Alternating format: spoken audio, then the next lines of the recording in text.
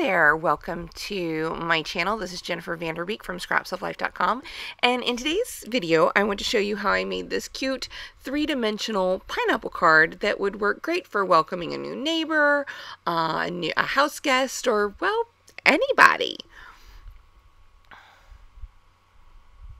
So I'm starting with what's basically a leftover piece from my Imagine project where I made this pineapple-inspired wine wrap, and I had this one little bit of my die cut left over. It was the top of the sheet, and I flipped it over, and I'm going to use the same stamping technique that I used to color the dimensional folds in the wine wrap to create my pineapple image. So I started with a piece of white cardstock that I sprayed with Cantaloupe fireworks spray, and I'm going to ink up I'm kind of using this leftover piece of die cutting as my stencil.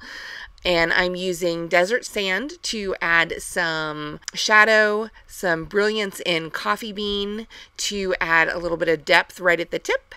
And then I'm going to come back in with some Memento Looks dandelion to kind of brighten up that yellow. And I have a smudge in the middle, which is unfortunate, but I'm going to cover that up. Don't worry about it. So I'm using this pierced oval die from My Favorite Things to cut out something vaguely pineapple shaped. It doesn't have to be perfect because once we're done, the point will be, will come across.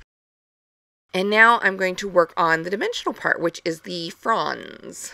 I guess we can call them the leaves, the spiky bits. And I'm going to cut some strips of green cardstock and make the tips into points. I'm going to use some shorter ones at the bottom of my pineapple oval.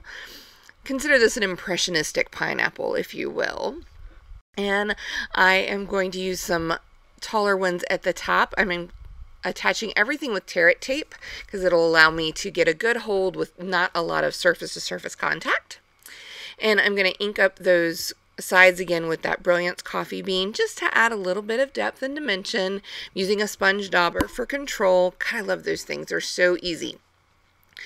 And I found a good way to store. I've been wondering how to store them best, and I found a great thing. It's those like floss containers or bead containers from Doris, and I think there are a couple other companies make them too, but they have the compartments inside, just a plain plastic box, and I can include a mini stamp pad, a dewdrop, an ink blusher, and an ink dauber in each one of those little wells, and so I can keep my little ink pads and the daubers and ink blushers that go with them all together. I don't have to worry where they are. It's fabulous. I'm so happy about that. Anyway, that's neither here nor there.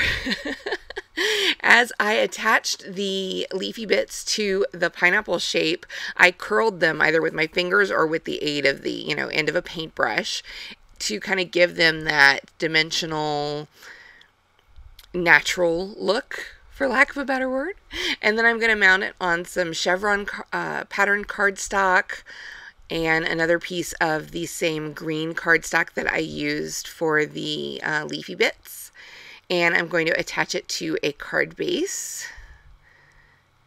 or a larger piece of cardstock where the card base comes later.